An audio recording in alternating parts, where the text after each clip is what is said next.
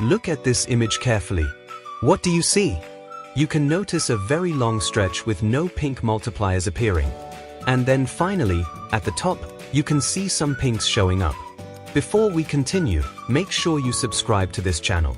This is part of the learning process we teach in class, but because I appreciate all my subscribers, I want to share a little piece with you. This long period with no pink multipliers is what we call a splitter gap. A splitter gap can last for many minutes, sometimes 10, 15, 20, or even longer during tough days. But most of the time, the common splitter gaps range from 10 to 20 minutes. In our class, we study how different pattern formations appear and how they fade out.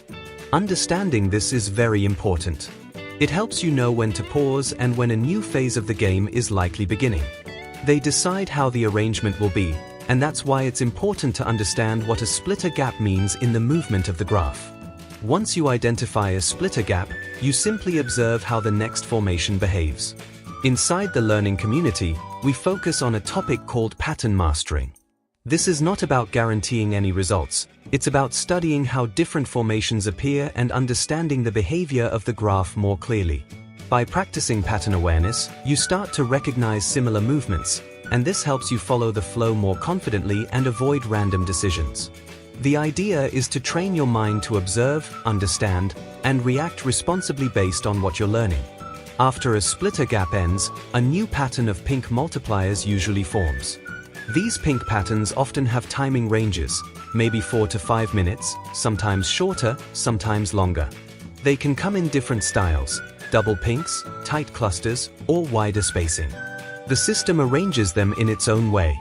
New formations are usually the easiest to study, and when you notice a splitter gap, that's your signal to pause and watch how the cycle continues. These two learning areas, splitter gap and timing, can help you become more disciplined and more aware of how the graph moves. Just understanding splitter gaps alone can help you stay more aware. In class we go deeper by combining this with other topics, and that's where the real skill is built.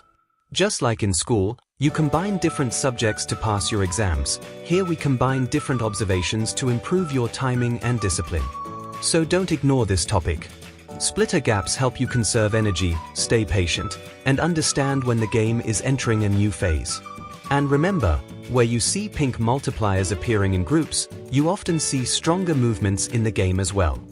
Thank you so much for watching. Please remember to share this video and subscribe. Let's meet in another educational and informative video. Bye bye for now.